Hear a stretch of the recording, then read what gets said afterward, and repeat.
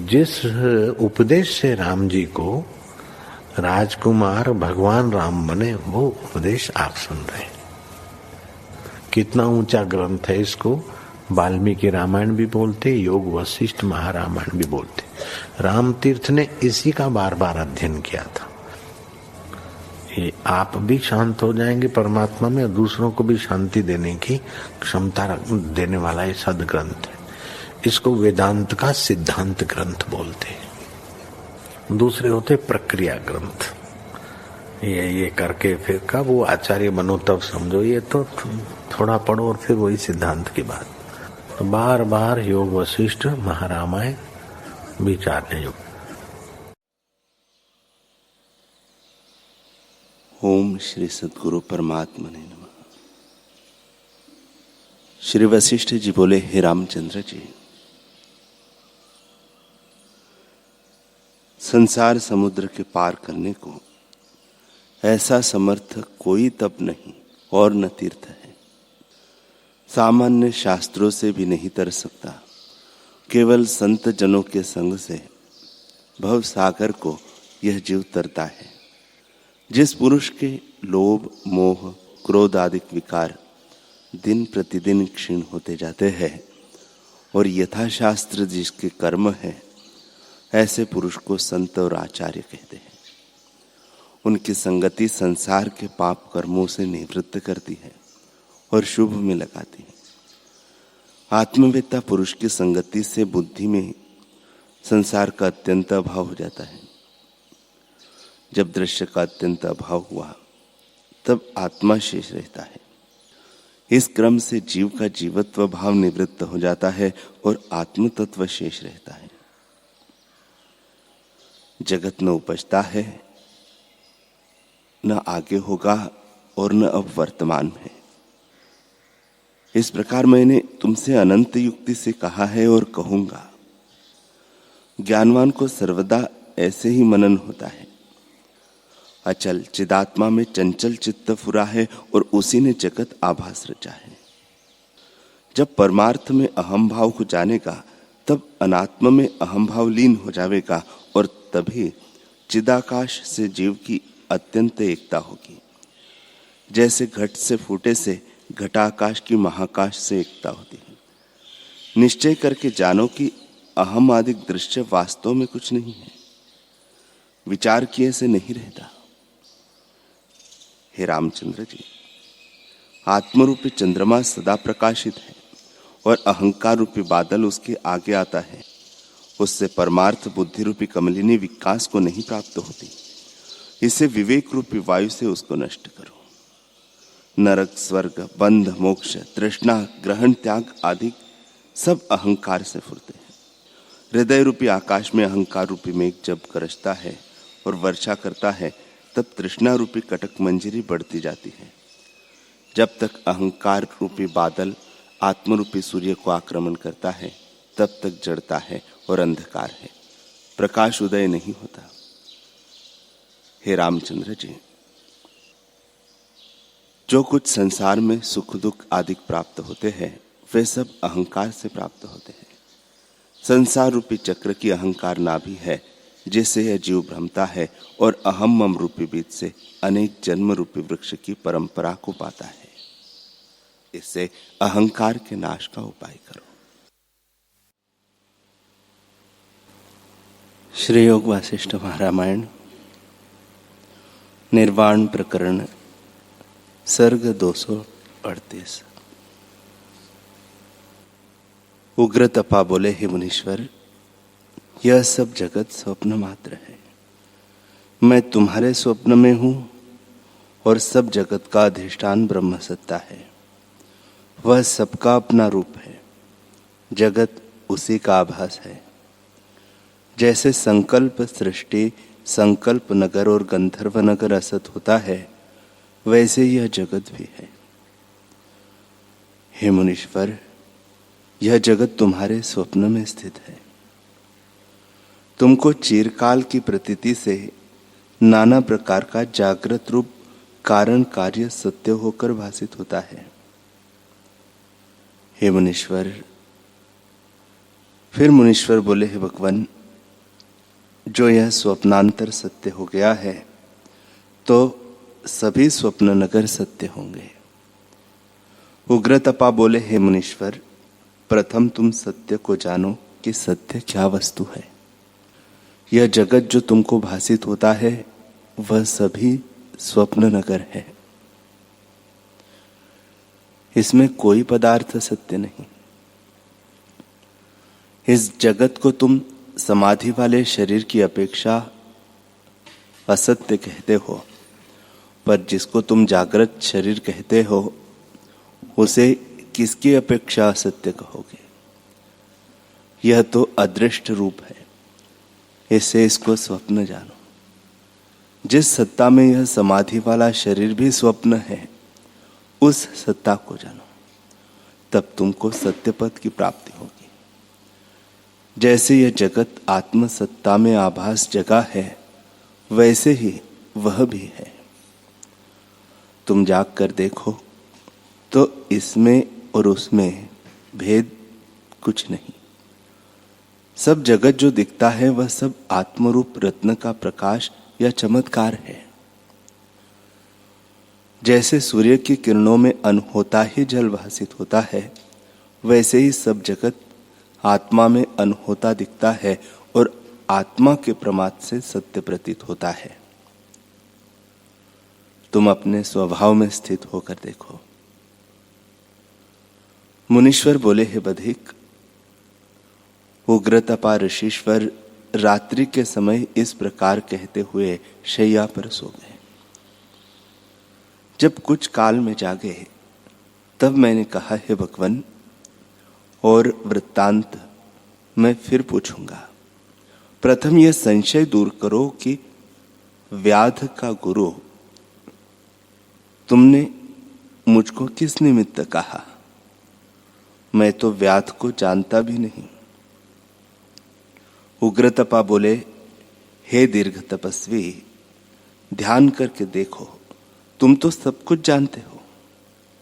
जैसा वृत्तांत है उसको जानोगे। जो मुझसे पूछते हो तो मैं कहता हूं।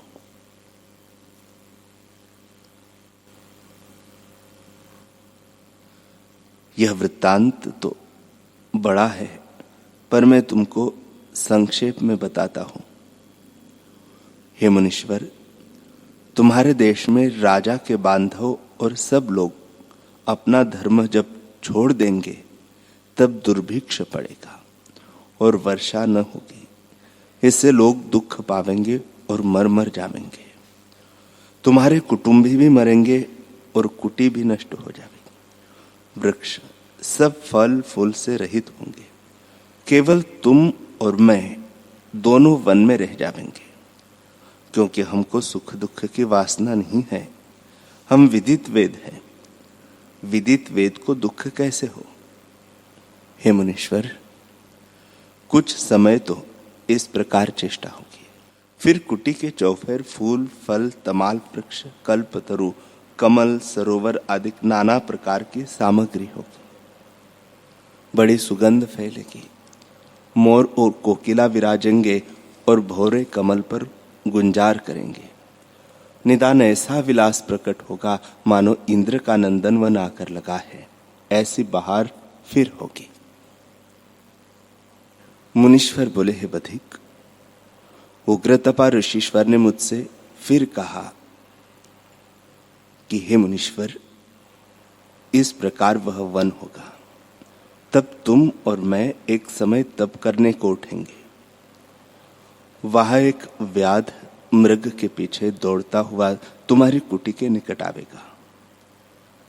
उसको तुम सुंदर और पवित्र कथा उपदेश करोगे। उसमें स्वप्न का प्रसंग चलेगा। उस प्रसंग में वह स्वप्न और जागृत का वृत्तांत पूछेगा। उससे तुम स्वप्न का प्रसंग कहोगे और उस स्वप्न के प्रसंग में परमार्थ का उपदेश करोगे, क्योंकि संत का स्वभाव ही है। तुम मेरे समागम का उपदेश करोगे।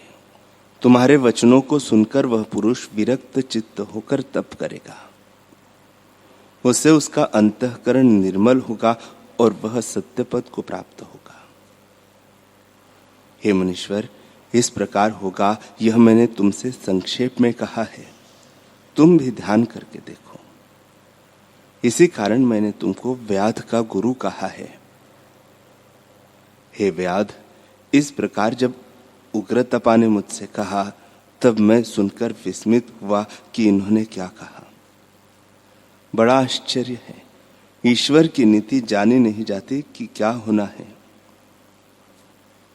हे बधिक, इस प्रकार मेरी और उनकी चर्चा हुई।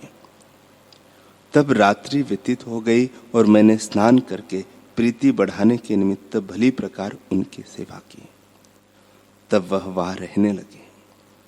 फिर मैं विचार करने लगा कि यह जगत क्या है, इसका कारण कौन है और मैं क्या हूं। तब मैंने विचार किया कि यह जगत अकारण है, किसी का बनाया नहीं। यह स्वप्न मात्र है। आत्मरूपी चंद्रमा की जगत रूपी चांदनी है, उसी का यह चमत्कार है। वही आत्मसत्ता घट पट आदि आकार होकर भासित होती है। वास्तव में न कोई कर्म है, न क्रिया है, न कर्ता है, न मैं हूं और न जगत है। जो तू कहे कि क्यों नहीं, सब अर्थ और ग्रहण त्याग तो सिद्ध होते हैं, तो ग्रहण और त्याग पिंड से होता है और पिंड तत्वों से होता है। सो यह पिंड तो न किसी तत्व से बना है और न किसी माता पिता से है। यह तो स्वप्न में प्रकट हुआ है, तो इसका कारण किसे कहिए। और जो कहिए कि ब्रह्मात्र है, तो ब्रह्म का कारण कौन है और भ्रांति का दृष्टा कौन है। जिस शरीर से दिखता था उसका दृष्टा रूप मैं तो भस्म हो गया।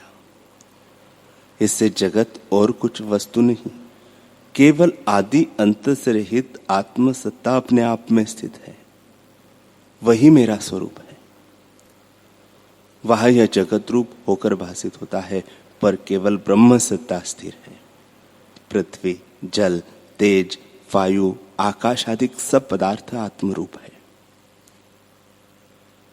जैसे समुद्र तरंग रूप होकर दिखता है परंतु कुछ और नहीं होता, वैसे ही आत्मा नाना प्रकार का होकर भासित होता है पर कुछ और नहीं होता। ब्रह्म सत्ता ही निराभास है। आभास भी कुछ हुआ नहीं, केवल चैतन्य सत्ता ऐसे रूप होकर दिखती है। हे बधिक, इस प्रकार विचार कर मैं विगत ज्वर होकर मुनीश्वर के वचनों से पर्वत की नाई अपने स्वभाव में अटल स्थित हुआ। जो कुछ इष्ट अनिष्ट पदार्थ प्राप्त होता उसमें सम रहता था। अभिलाषा से रहित सब अपनी चेष्टाएं करता था, अपने स्वभाव में स्थित रहता था। हे बधिक, सुख भोगने के लिए न मुझको जीने की इच्छा है और न मरने की इच्छा है। न जीने में हर्ष है और न मरने में शोक है। मैं सदा आत्मपद में स्थित हूं। मुझको कुछ संशय नहीं है। संपूर्ण संशय स्फुरण में है। सो स्फुरण मुझ में नहीं रहा, इसलिए संसार भी नहीं है। मुनीश्वर बोले, हे व्याध, इस प्रकार जब मैंने निर्णय किया तब मेरे तीनों ताप नष्ट हो गए। मैं वितराग होकर निशंक हुआ। तब मुझको किसी पदार्थ की तृष्णा नहीं रही। मैं निरअहंकार हुआ। अनात्मा में जो आत्माभिमान था वह निवृत्त होकर निर्वाण, निराधार और निराधेय हुआ। अपने स्वभाव में आत्मतत्व स्थित होकर मैं सर्वात्मा हुआ। हे बधिक, जो कुछ शरीर का प्रारब्ध है उसमें मैं यथाशास्त्र विचरता हूं, परंतु कर्तृत्व का अभिमान नहीं है। जगत मुझको आत्मरूप दिखता है और तृष्णा करने वाली मिथ्या बुद्धि का अभाव है। मैं जानता हूं कि आभास कुछ वस्तु नहीं, चिदाकाश आत्मसत्ता अपने रूप में स्थित है। हे बधिक, मुनीश्वर का कहा वृत्तांत सत्य होता गया। तुम मेरे पास आए हो, इसलिए जो कुछ उपदेश मैंने किया है वह परम पावन और सबका सार है। जिस प्रकार जगत के पदार्थ, तुम और मैं का जो वृत्तांत है वह मैंने तुझसे कहा। व्याध ने पूछा, हे मुनीश्वर, यदि इस प्रकार है तो तुम, मैं और ब्रह्मादिक भी सब स्वप्न के हुए और असत्य ही सत्य के नहीं भासित होते हैं। मुनीश्वर बोले, हे व्याध, तुम, मैं और ब्रह्मा से लेकर तृण तक सब स्वप्न के पदार्थ हैं। यह जगत का सत्य है, न असत्य और न सत्यासत्य के मध्य है, न अनिर्वचनीय है, क्योंकि अनुभव रूप है। हे व्याध, जो अनुभव से देखिए तो वही रूप है, और जो अनुभव से भिन्न कहिए तो है ही नहीं। जैसे स्वप्न की सृष्टि अनुभव में फुरती है, और जो अधिष्ठान की ओर देखिए तो वही रूप है, उससे भिन्न कहने में भी नहीं आता। हे बधिक, जैसे कोई नगर देखा है और वह दूर है, तो यदि याद करके देखिए तो दिखता है, परंतु कुछ बना नहीं, स्मृति मात्र है।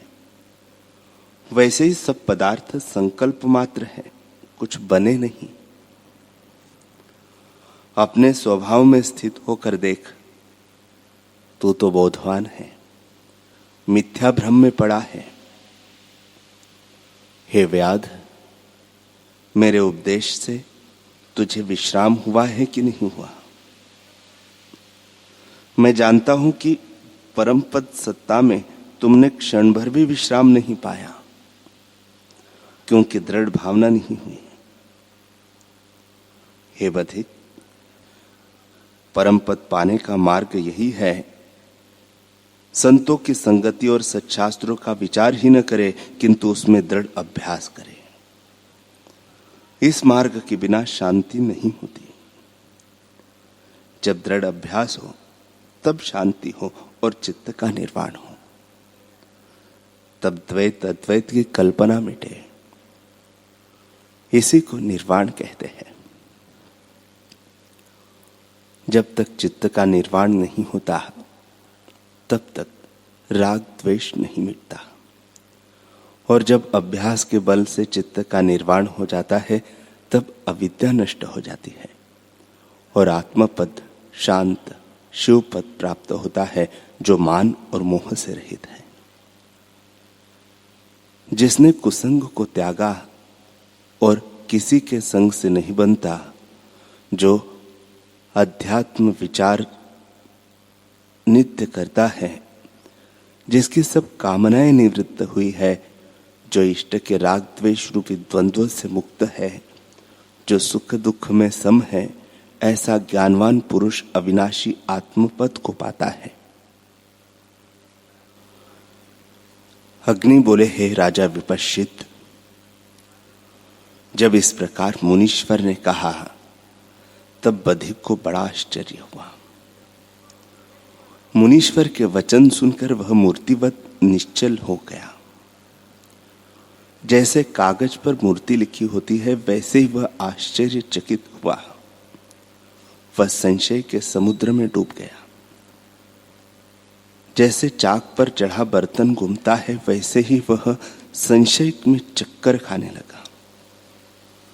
उसने मुनीश्वर का उपदेश सुना, परंतु अभ्यास के बिना आत्मपद में विश्रांति न पाई। हे राजन, मुनि के परम वचनों को उसने अंगीकार नहीं किया।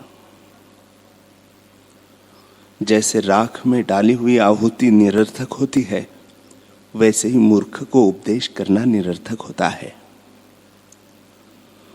मूर्खता ही से ही वह संशय में रहा और विचारने लगा कि यह संसार अविद्यक है, तो मैं इसका अंत लूं, जिससे मुझको आत्मपद दिखे, इसलिए तप करूं। हे राजा विपश्चित, इस प्रकार विचार कर वह उठा और तप करने लगा। पवित्र चेष्टा अंगीकार करके उसने व्याध का धर्म त्याग दिया। निदान सहस्त्र वर्ष तक बड़ा तप किया, परंतु मन में कामना यही रखी कि मेरा शरीर बड़ा हो और दिन दिन बहुत भोजन बढ़े। मैं अविद्यक संसार का अंत लूं कि कहां तक चला जाता है, क्योंकि जब अविद्या का अंत आवेगा तब आत्मा का दर्शन होगा। सहस्त्र वर्ष के उपरांत जब समाधि से उठा तो गुरु के निकट जाकर प्रणाम किया और बोला, हे भगवान, मैंने इतने समय तक तप किया है, परंतु मुझको शांति नहीं हुई। मुनीश्वर बोले, हे बधिक, तुमको जो मैंने उपदेश दिया था उसका तूने भली भांति अभ्यास नहीं किया, इस कारण तुझे शांति नहीं हुई। हे बधिक, मैंने तेरे हृदय में ज्ञान रूपी अग्नि की चिंगारी डाली थी, परंतु तूने अभ्यास रूपी पवन से उसे प्रज्वलित न किया, इससे वह ढक गई। जैसे बड़े काष्ठ के नीचे रंचक चिंगारी ढक जाती है। हे बधिक, तू न मूर्ख है और न पंडित, क्योंकि जो तू पंडित होता तो आत्मपद में स्थिति पाता। जब अविद्या नष्ट होगी और अभ्यास की दृढ़ता होगी, तब ज्ञान और शांति का उदय होगा। जो तेरा भविष्य है वह मैं तुझसे कहता हूं। हे व्याध, यही तूने भली प्रकार विचारा है कि संसार अविद्यक है और इसका अंत लूं कि कहां तक चला जाता है। अब तेरे चित्त में यही निश्चय है और आगे तू यही करेगा कि 100 युग तक उग्र तप करेगा। तब तुझ पर परमेष्ठी ब्रह्मा प्रसन्न होंगे और देवताओं सहित तेरे समीप आकर तुझसे कहेंगे कि कुछ वर मांग। तब तू कहेगा, हे देव, जगत अविद्यक है, वह अविद्या किसी और अणु में है। जैसे दर्पण में किसी जगह मलिनता होती है तो उसका नाश होने पर ही दर्पण शुद्ध होता है, वैसे ही आत्मा के किसी कोण में अविद्या रूपी मलिनता है, उसका नाश होने पर चिदात्मा का साक्षात्कार होगा। इसलिए जब अविद्या रूपी जगत का अंत देखूंगा तब मुझको आत्मा भासित होगा। मेरा शरीर घड़ी घड़ी में योजन तक बढ़ता हुआ जावे। जैसे गरुड़ का वेग होता है वैसे ही मेरा शरीर बढ़ता जाए और मृत्यु भी मेरे वश में हो। शरीर भी आरोग्य रहे और ब्रह्मांड खप्पर को मैं नांग जाऊं। जहां मेरी इच्छा हो वहां चला जाऊं और मुझको कोई न रोके। जब मैं संसार का अंत देखूंगा तब आत्मा को प्राप्त होऊंगा। हे देव, इतने वर दो कि मेरा मनोरथ पूर्ण हो और कुछ नहीं चाहिए। हे बधिक, जब इस प्रकार तू वर मांगेगा तब ब्रह्मा जी कहेंगे कि ऐसा ही हो। तब तेरा तप से दुर्बल हुआ शरीर फिर चंद्रमा और सूर्य की नाई प्रकाशमान होगा और घड़ी घड़ी में योजन पर्यंत बढ़ता जाएगा। जैसे गरुड़ तीक्ष्ण वेग से चलता है वैसे ही तेरा शरीर वेग से बढ़ता जाएगा। जैसे प्रातः काल का सूर्य उदय होता है और प्रकाश बढ़ता जाता है, वैसे ही तेरा शरीर बढ़ता जाएगा और चंद्रमा, सूर्य और अग्नि की नाई प्रकाशमान होगा। ब्रह्मा जी वर देकर अंतर्धान हो जावेंगे और अपनी ब्रह्मपुरी में पहुंचेंगे। तेरा शरीर प्रलय काल के समुद्र किनारे बढ़ता जाएगा। जैसे वायु से सूखे तृण उड़ते हैं, वैसे ही तुझको ब्रह्मांड उड़ते देखेंगे। तब तेरा शरीर बढ़ता बढ़ता ब्रह्मांड खप्पर को भी नांग जाएगा। उसके आगे आकाश दिखेगा, फिर ब्रह्मांड दिखेगा, आगे फिर ब्रह्मांड दिखेगा। इस प्रकार तू कई ब्रह्मांड नांगता जावेगा, परंतु तुझको खेद कुछ न होगा। निदान महाआकाश को भी तू ढक लेगा। जहां किसी तत्व का आवरण आवेगा, उसको तू वर प्राप्त देह से सूक्ष्मता सहित नांगता जावेगा। हे वधिक, इसी प्रकार तू कई सृष्टियां नांग जावेगा, जो इंद्रजाल सदृश होंगी। जो दीर्घदर्शी है वे इनको असत्य जानते हैं, और जो प्राकृत जन है उनको जगत सत्य लगता है। ज्ञानवान को जगत मिथ्या भासित होता है। उस मिथ्या जगत को नांगता जावेगा और वहां जा पहुंचेगा जहां अनंत सृष्टि फुर्ती दिखेगी। जैसे समुद्र में अनेक तरंग उठते हैं, वैसे ही तुझको सृष्टियां उपजती देख पड़ेगी, परंतु जिसमें सृष्टि जगती है उस अधिष्ठान का तुझको ज्ञान न होगा। वहां तू देखेगा कि मैं बड़ा उत्कृष्ट हुआ हूं। जब तुझको ऐसा अभिमान होगा, तब उसके साथ ही तप का फल वैराग्य भी उदय होगा। उसी के साथ यह संस्कार तेरे हृदय में जगेगा, जिससे तू उस शरीर का निरादर करेगा और कहेगा कि हा कष्ट, हा कष्ट। हे देव, क्या शरीर तुमने मुझको दिया है? जगत का अंत लेने को मैंने शरीर बढ़ाया था, पर उसका तो अंत कहीं न था, क्योंकि अविद्या नष्ट नहीं हुई। अविद्या तब नष्ट होती है जब ज्ञान होता है, और आत्मज्ञान तब होता है जब सच्शास्त्रों का विचार और संतों का संग होता है। जब संग और सच्शास्त्र मुझको प्राप्त हो, तब ज्ञान उपजेगा। यह तो मुझको ऐसा शरीर प्राप्त हुआ है जिसका बड़ा भार उठाए फिरता हूं।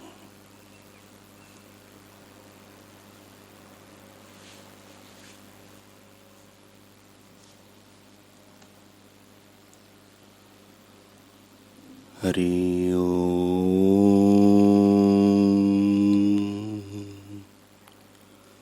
हरि ओम।